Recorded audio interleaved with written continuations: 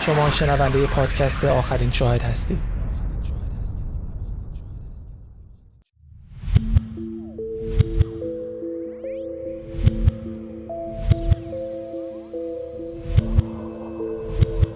جنیفر پن، قسمت آخر.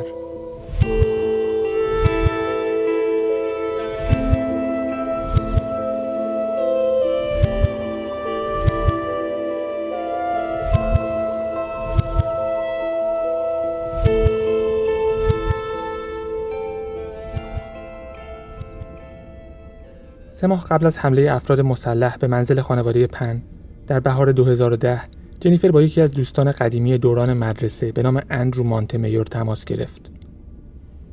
این همون اندرویی بود که جنیفر در اولین مصاحبه با کارآگاه اسلید گفت در روز حمله باهاش تماس گرفته. همون اندرویی که وقتی بعداً دوباره داستان رو تعریف می‌کرد یادش اومد شب حمله هم یک تماس کوتاه با اون داشته. اندرو و جنیفر در مقطع راهنمایی به یک مدرسه می‌رفتن. جنیفر درباره وضعیت وحشتناک زندگیش به اندرو گفت و اینکه والدینش تک تک جزئیات زندگیش رو کنترل میکنن. اندرو گفت جنیفر رو درک میکنه و خودش هم یک بار به کشتن پدرش فکر کرده. این حرف اندرو مثل جرقه‌ای در ذهن جنیفر بود و در اوایل تابستان 2010 شروع به نقشه کشیدن برای دنیایی بدون پدرش کرده بود.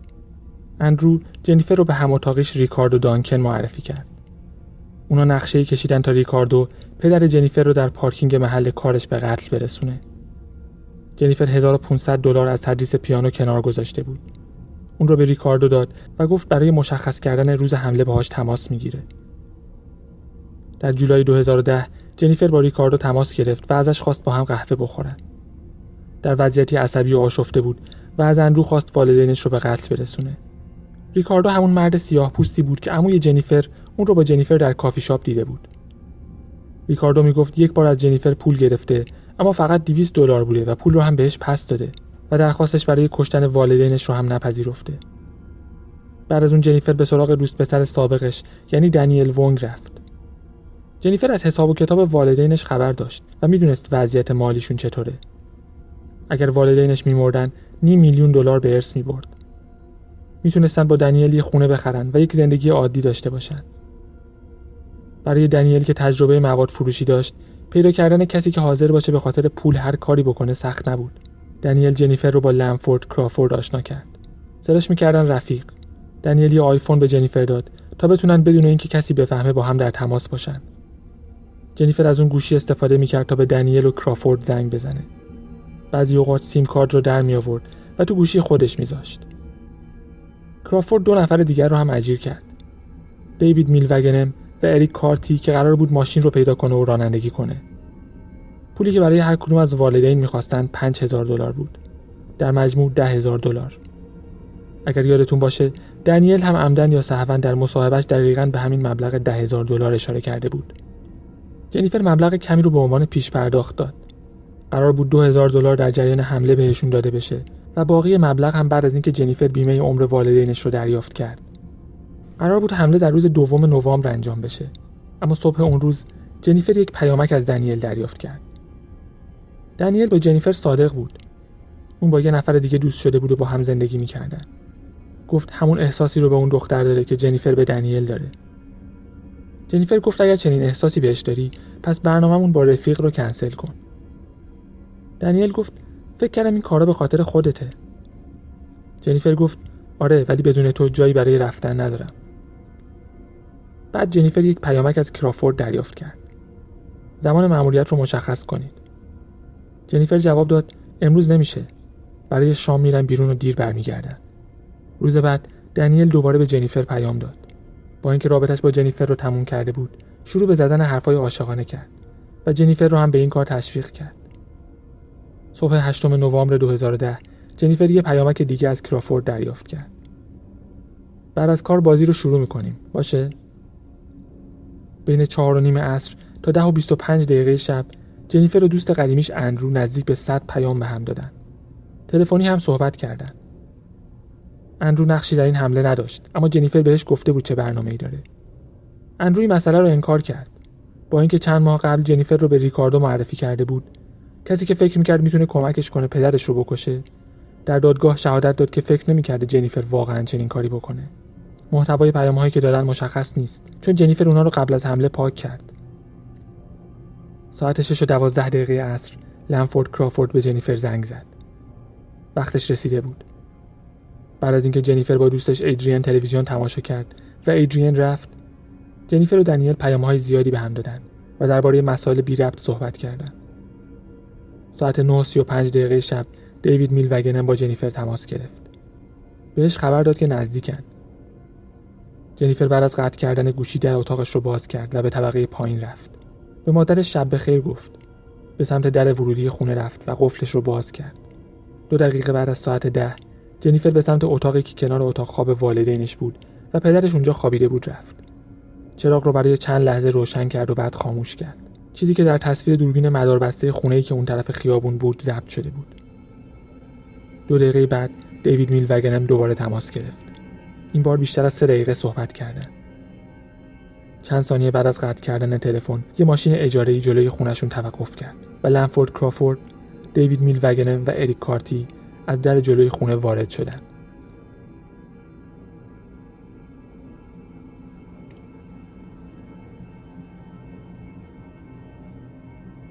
مدارکی که پلیس بر علیه جنیفر داشت کافی بود. پیام‌ها و تماس‌هایی که از گوشی اصلیش و همینطور گوشی دومش گرفته بود، به پلیس کمک کرد تصویر کاملی از نقشه‌ای که اجرا شده بود به دست بیارن. فقط باید بیشتر بهش فشار می‌آوردن تا اعتراف کنه. اما جنیفر اعتراف نکرد. به جای اعتراف کردن، چندین ساعت از مصاحبه را صرف تعریف کردن داستانی از نحوه طراحی حمله کرد. گفت نقشه این بوده که خودش رو بکشن، نه والدینش رو. و چون نمیخواست با خودکشی خانواده‌اش رو شرمنده کنه، یه نقشه پیچیده طراحی کرده بود که در اون به قتل برسه. گفت سعی کرده حمله رو لغو کنه، اما دیگه دیر شده بود. جنیفر هیچ وقت مصاحبه سومش در 22 نوامبر رو ترک نکرد. پلیس منطقه یورک جنیفر رو دستگیر و متهم به قتل عمد، قتل نافرجام و توطئه برای قتل کرد. جنیفر سرش رو پایین انداخته بود و گریه میکرد و مرتب میپرسید چه بلایی سر من میاد. روز بعد از دستگیری جنیفر، پلیس یک کنفرانس خبری برگزار کرد. گفتن تحقیقات همچنان ادامه داره و جزئیات کمی درباره دستگیری جنیفر یا انگیزه احتمالیش دادن. اما تایید کردن که وقتی هان از کما برگشت، مسیر تحقیقات رو تغییر داد و اتفاقات رو به شکلی تعریف کرد که تفاوت زیادی با داستان جنیفر داشت. پلیس رد مظنونین دیگر رو گرفته بود و بعد از دستگیری جنیفر به سرنخ‌های مهمی دست پیدا کرده بود. بعد از اینکه خبر بازداشت جنیفر پخش شد، کارتی به کرافورد زنگ زد. کرافورد پیش دنیل رفت و ساعت 2 صبح به اونجا رسید. تلفن اون و دنیل برای 40 دقیقه به یک دکل مخابراتی وصل بودن که باعث شد پلیس نتیجه گیری کنه هر دو نفر در یک مکان بودن و با هم صحبت می‌کردن. همین اتفاق 12 ساعت بعد، کمی بعد از 2 بعد از ظهر تکرار شد. دنیل و کرافورد باز هم در یک مکان بودن. کرافورد ناراحت بود. اگر جنیفر دستگیر شده بود، کی قرار بود بهشون پول بده؟ 5 ماه طول کشید تا پلیس یورک تمام مظنونین رو دستگیر کنه. از تحلیل موقعیت موبایل‌ها، تماس‌ها و پیامک‌هاشون استفاده کردند تا تصویر کاملی از نقشه حمله به دست بیارن. همه مظنونین به همراه جنیفر به قتل عمد، اقدام به قتل و توطئه برای قتل متهم شدند. اولین نفراتی که پلیس دستگیر کرد، دیوید میلوگنن و اریک کارتی بودند. کارتی به خاطر یک قتل دیگه در سال 2009 هم تحت پیگرد بود و در زمان بازداشتش در یک مرکز بازپروری نگهداری میشد. کارگاه لری ویلسون یک بیانیه صادر کرد. ما همچنان به تحقیق درباره این پرونده ادامه میدیم و انتظار میره افراد دیگری رو هم دستگیر کنیم. درباره رابطه جنیفر و 2 فرد متهم حرفی نزد، به جز اینکه تایید کنه با هم رابطه داشتن. نمیخوام درباره جزئیات انگیزه قتل صحبت کنم، اما فکر میکنم یک توطئه در کار بوده و دختر خانواده هم در اون نقش داشته. فکر میکنم انگیزه کاملا روشنه. بعد یه پیام به افرادی که هنوز دستگیر نشده بودن داد. من به سایر افرادی که در این جنایت هولناک نقش داشتن توصیه میکنم یه وکیل بگیرن و بلافاصله خودشون رو معرفی کنن. در 26 آوریل 2011 دنیل وونگ در مقابل همکارانش در بوستون پیتزا دستگیر شد. 2 هفته بعد لنفورد کرافورد در منزل دوست دخترش دستگیر شد. هر 5 نفر متهم و در انتظار محاکمه بودند.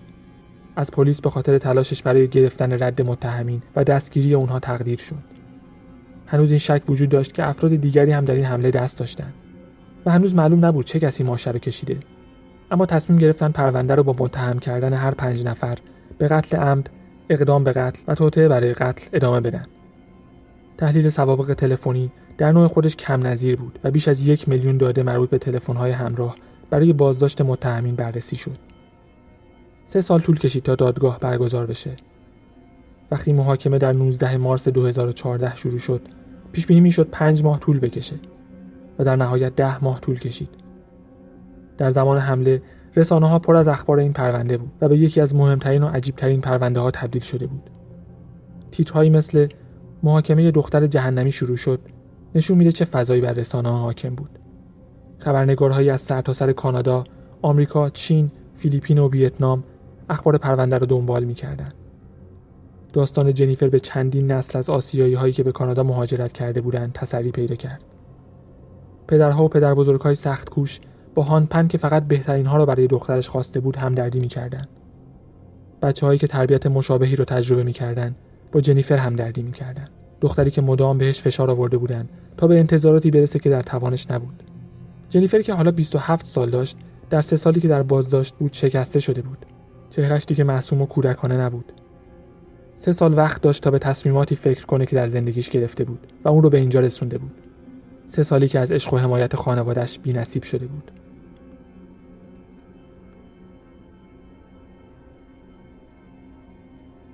هر 5 متهم با هم محاکمه شدند. هر 5 نفر گفتن گناهکار نیستن. قاضی بازول به هیئت منصفه گفت اینکه هر 5 متهم با هم محاکمه میشن به این معنا نیست که باید حکم مشابهی دریافت کنن. دادگاه مملو از جمعیت بود. 5 متهم با دستبند و زنجیری که به پاشون وصل بود وارد دادگاه شدند. هر کدوم در اتاقک‌های مخصوص که با دیوارهای شیشه‌ای جدا شده بود نشستند. دستبند و زنجیرها قبل از اومدن هیئت منصفه باز شد تا هیئت منصفه نسبت به متهمین پیش داوری پیدا نکنند. بیشتر از 50 شاهد شهادت دادند و هیئت منصفه بیش از 200 مدرک رو بررسی کرد. از جمله بخش‌های طولانی از مصاحبه 10 ساعته پلیس با جنیفر. صدها صفحه سوابق تماس‌های تلفنی رو دیدند. با توجه به طبیعت زبانی که در پیامک‌ها استفاده شده بود، یک متخصص زبان محاوره‌ای خیابانی هم در جایگاه شاهدین حضور داشت. اما شاهد کلیدی پدر جنیفر بود که با ناراحتی برای هیئت منصفه تعریف می‌کرد چطور اون و همسر فقیرش فقط بهترین‌ها را برای دخترشون می‌خواستن. دادستان گفت جنیفر یک نقشه کامل برای این قتل‌ها داشته و مصمم بود نقشش رو پیاده کنه. مهم نبود چه اتفاقی میفته، حتی اگر نتیجهش نابودی خانواده‌اش بود. گفت انگیزه همدستانش پول بوده و اگرچه همشون ماشه رو نکشیدن، اما همه در اجرای نقشه کشتن والدینش مشارکت داشتن. نظریه پلیس این بود که جنیفر یک حمله رو طراحی کرده تا والدینش در اون کشته بشن و جنیفر و برادرش پول زیادی رو به ارث ببرن. به هر کدوم حداقل $500,000 میرسید و جنیفر امیدوار بود با این پول بتونه دنیل رو دوباره به سمت خودش بکشه. پلیس معتقد بود والدین جنیفر فقط می‌خواستن دخترشون موفق باشه، مدرک دانشگاهی بگیره و زندگی بهتری از اونها داشته باشه. و جنیفر توان برآورده کردن این انتظارات بالا رو نداشت. درباره دروغ‌ها و فریب‌هایی با هیئت منصفه صحبت کردند که از دوران نوجوانی جنیفر شروع شده بود و تا همون روز در دادگاه ادامه پیدا کرده بود. دروغ‌هایی که انقدر دقیق به هم بافته شده بود که خود جنیفر هم نمی‌فهمید دروغ‌هاش کجا تموم میشه و دروغ بعدی شروع میشه. دادستان معتقد بود بعد از اینکه ریکاردو دانکن درخواست جنیفر را قبول نکرده، جنیفر یک نقشه پیچیده‌تر کشیده و برای کمک دست به دامن عشق دوران دبیرستانش یعنی دنیل وونگ شده و اینکه نقشش حساب شده و با فکر قبلی و به عمد بوده. جنیفر 7 روز در جایگاه متهم بود. همون شخصیتی رو از خودش نشون میداد که در مصاحبه‌هاش با پلیس نشون داده بود. آروم و خجالتی صحبت می‌کرد و اغلب سرش پایین بود. وقتی در جایگاه نبود، بیشتر اوقات سرش رو پایین انداخته بود و دستاش رو روی صورتش گذاشته بود. با درموندگی سعی می‌کرد هیئت منصفه رو متقاعد کنه که اگرچه در آگوست 2010 درخواست حمله به پدرش رو داده، اما بعداً نظرش تغییر کرده. گفت فقط می‌خواسته خودش رو بکشن و به خاطر این آدمکش اجیر کرده که ننگ خودکشی رو پیشونی خانواده‌اش نمونه. گفت هیچ وقت نمی‌خواسته والدینش هدف قرار بگیرن و قرار بوده خودش رو بکشن. وکیل جنیفر اریک کارتی رو یک قاتل روانی می‌دونست که از لغو برنامه حمله توسط جنیفر و اینکه خسارت $8,500 پرداخت نشده ناراحت بوده. گفت اتفاقات اون شب نباید رخ میداد و جنیفر دخالتی در این نقشه نداشته. گفت این یه دزدی بی برنامه و با عجله توسط چند احمق بوده و اریک کارتی کسی بوده که دستور شلیک داده، چون پولی که می‌خواسته رو به دست نیاورده. اریک کارتی اگرچه در این دادگاه محاکمه میشد، اما به خاطر پرونده قتل سال 2009 محکوم به حبس ابد بود. قتلی که در زمان حمله به خونه پن به خاطرش تحت پیگرد بود. اریک چیزی برای از دست دادن نداشت و ساده بود که اون رو قاتل جلوه بدن. اریک 5 ماه در دادگاه حضور داشت، اما وکیلش بیمار شد و نتونست دفاع از اون رو ادامه بده. به خاطر همین کارتی از روند محاکمه خارج شد و دادگاهش به آینده موکول شد. وکیل جنیفر در مقابل هیئت منصفه اقرار کرد که جنیفر سابقه دروغگویی داره، اما این فقط یه روش برای محافظت از خودش در دوران نوجوانی بوده. گفت نباید به قتل محکوم بشه و نباید حتی یک لحظه شک کنن که اون قصد آسیب رسوندن به والدینش رو داشته. حالا که کارتی از دادگاه خارج شده بود، وکلای دنیل، کرافورد و ویل مگنم ادعا می‌کردن مدارک برای محکوم کردن این 3 نفر کافی نیست. هیچ نمونه دی ان ای در دادگاه ارائه نشد و پزشک قانونی هم هیچ مدرکی از خونه به دست نیاورده بود. نه لباس خونی و نه اسلحه‌ای. گفتن اگر اونطور که وکیل جنیفر میگه این یه دزدی بی برنامه و عجله‌ای بوده، چرا هیچ مدرک فیزیکی به جا نمونده؟ وکیل دنیل گفت میخواید موکل من رو به خاطر چند تا پیامک به قتل محکوم کنید؟ اون دنیل رو یک مرد سخت کوش با تحصیلات دانشگاهی توصیف کرد که ترومپت میزده و جنیفر اون رو تحت کنترل خودش گرفته. گفت جنیفر یه دروغگوی روانیه که بازی‌های کثیفی با ذهن دنیل کرده. وقتی پدر جنیفر در جایگاه شاهد حاضر شد، 2 مترجم ویتنامی هم در کنارش بودن. به دخترش نگاه نمی‌کرد. گفت این جنایت زندگیش رو از هم پاشونده و خودش هم نمیدونه چطور جون سالم به در برده. با لحنی غمگین برای دادگاه توضیح داد که به همراه همسرش 10 دروغگویی جنیفر رو تحمل کردن. نتیجه گیری هیئت منصفه 4 روز طول کشید و در 13 دسامبر 2014 در ساعت 1:20 ظهر هیئت منصفه به قاضی بازول اعلام کرد که به جمع‌بندی رسیده. متهمین در جایگاه قرار گرفتن تا حکمشون خونده بشه. جنیفر پن، دیوید میل وگنم، دنیل وونگ و لنفورد کرافورد برای قتل بیکا پن و اقدام به قتل هان پن گناهکار شناخته شدند. جنیفر مثل همیشه سرش رو پایین انداخت و گریه کرد. این بار اشکاش واقعی بود.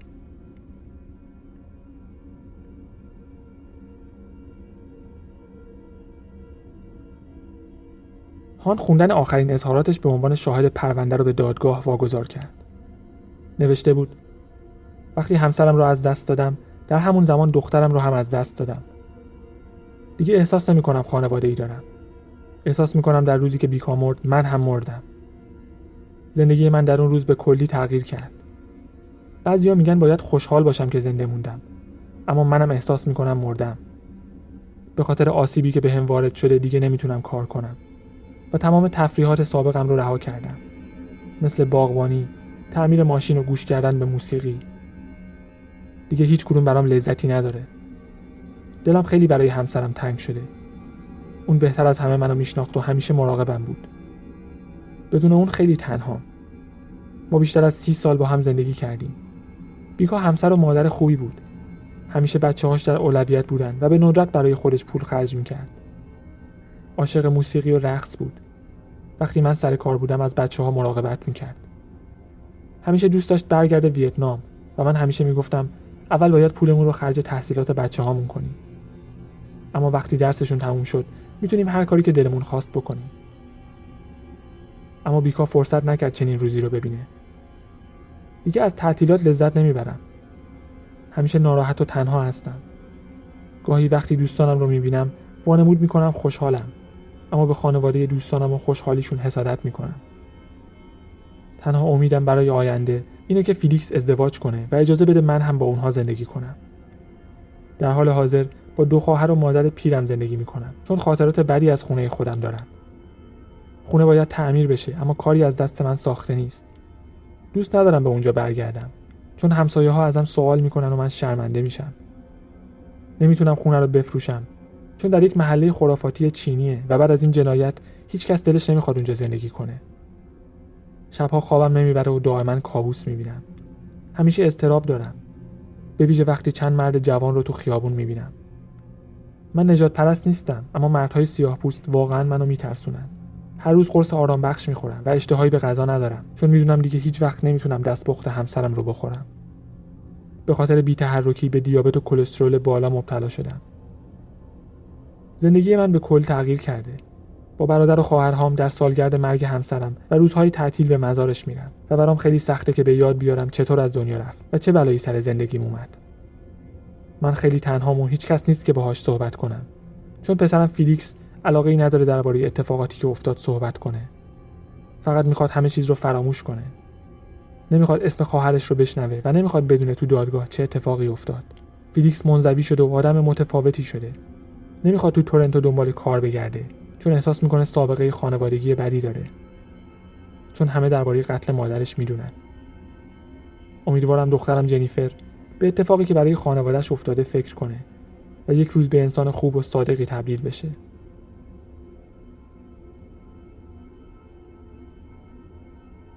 تمام متهمین به خاطر قتل عمد بیکاپن به حبس ابد تا 25 سال بدون امکان آزادی به غیر وثیقه و به خاطر اقدام به قتل هان پن به حبس ابد محکوم شدند. محکومیت‌ها به طور همزمان اجرا شده. اولین تاریخی که جنیفر میتونه درخواست آزادی به غیر وثیقه کنه سال 2035. اون موقع 48 سالشه. ایک کارتی محاکمه نشد. گفت تصمیم گرفته با یک محاکمه طولانی دیگه عذاب هان رو بیشتر نکنه و خودش به جرایمش اعتراف کرد. اعتراف کرد که با همدستانش توطئه کردن تا هان و بیکا رو در ازای $10,000 به قتل برسونن. اون به 18 سال حبس محکوم شد که همزمان با 25 سال حبس به خاطر قتل قبلیش اجرا میشد. هنوز معلوم نیست چه کسی ماشه رو کشید. تمام این اتفاقات وحشتناک، مادری که به سرش شلیک شد و آخرین کلماتش این بود که به دخترش کاری نداشته باشن، پدری که به گونه‌اش شلیک شد و به شکل معجزه آسایی زنده موند، به خاطر عشق بیمارگونه جنیفر به مردی بود که عاشق جنیفر نبود.